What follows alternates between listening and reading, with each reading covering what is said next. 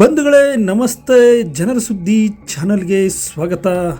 ಸ್ನೇಹಿತರೆ, ನಿಮಗೆಲ್ಲ ಗೊತ್ತಿರುವ ಹಾಗೆ ತಾಲಿಬಾನ್ ಅಫ್ಘಾನಿಸ್ತಾನವನ್ನು ವಶಪಡಿಸಿಕೊಂಡ ಮೇಲೆ ಮಹಿಳೆಯರ ವಿರುದ್ಧವಾಗಿ ಸಾಕಷ್ಟು ಕಾನೂನುಗಳನ್ನು ಜಾರಿಗೆ ತಂದಿದೆ. ಅಫ್ಘಾನಿಸ್ತಾನದಲ್ಲಿ ತಾಲಿಬಾನ್ ದಿನಕ್ಕೊಂದು ಹೊಸ ರೀತಿ ಹುಡುಕಿ ಹೆಣ್ಣು ಮಕ್ಕಳ ಮೇಲೆ ನಿಯಮಗಳನ್ನು ಜಾರಿಗೆ ತಂದಿದೆ. ಮೊದಲನೆಯ ನಿಯಮ, ಹೆಣ್ಣು ಮಕ್ಕಳು ಹಿಜಾಬ್ ಧರಿಸಬೇಕು. ಬ್ಯೂಟಿ ಪಾರ್ಲರ್, ಪಾರ್ಕ್, ಹೋಟೆಲ್, ಶಾಲಾ ಕಾಲೇಜುಗಳಿಗೆ ನಿಷೇಧ. ಇದೆಲ್ಲ ಮುಗಿದ ಈಗ ಮತ್ತೊಂದು ಹೊಸ ಕಾನೂನು ಮನೆಗೆ ಬಂದಿದೆ.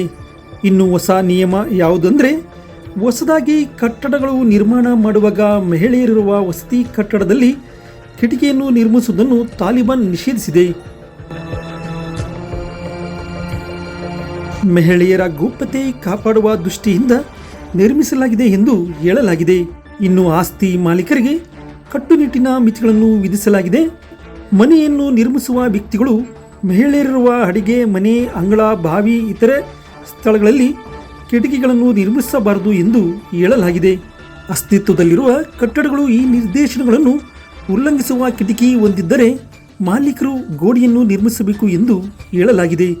ಹೊಸ ಕಟ್ಟಡಗಳಲ್ಲಿ ಇಂತಹ ಕಿಟಕಿಗಳನ್ನು ನಿರ್ಮಾಣ ಮಾಡುವುದನ್ನು ತಡೆಗಟ್ಟಲು ಕಟ್ಟುನಿಟ್ಟಾಗಿ ಸೂಚನೆ ನೀಡಲಾಗಿದೆ. 2021ರಲ್ಲಿ ಅಫ್ಘಾನಿಸ್ತಾನವನ್ನು ವಶಪಡಿಸಿಕೊಂಡ ತಾಲಿಬಾನ್ ಅಧಿಕಾರಕ್ಕೆ ಮರಳಿದ ನಂತರ ಮಹಿಳೆಯರ ಮೇಲೆ ಹಲವಾರು ನಿರ್ಬಂಧಗಳನ್ನು ವಿಧಿಸಿದೆ. ಇದರಲ್ಲಿ ಶಿಕ್ಷಣ ಮತ್ತು ಮನೆಯ ಹೊರಗೆ ಉದ್ಯೋಗದ ಮೇಲಿನ ನಿಷೇಧಗಳು ಸೇರಿದಂತೆ ಮಾನವ ಹಕ್ಕುಗಳ ಗುಂಪುಗಳಿಂದ ವ್ಯಾಪಕ ಖಂಡನೆ ವ್ಯಕ್ತವಾಗಿದೆ. ನೆರೆಹೊರೆಯವರ ಮನೆಗಳನ್ನು ನೋಡಲು ಸಾಧ್ಯವಾಗುವುದಿಲ್ಲ. ಇತ್ತೀಚಿನ ಕಾನೂನು ತಾಲಿಬಾನ್ ಸರ್ಕಾರದ ಇಸ್ಲಾಮಿಕ್ ಕಾನೂನಿನ ಅತ್ಯಂತ ಕಟ್ಟುನಿಟ್ಟಾದ ಅನ್ವಯದ ಅಡಿಯಲ್ಲಿ ಸಾರ್ವಜನಿಕವಾಗಿ ಆಡುವುದನ್ನು ನಿಷೇಧಿಸಿದ್ದಾರೆ.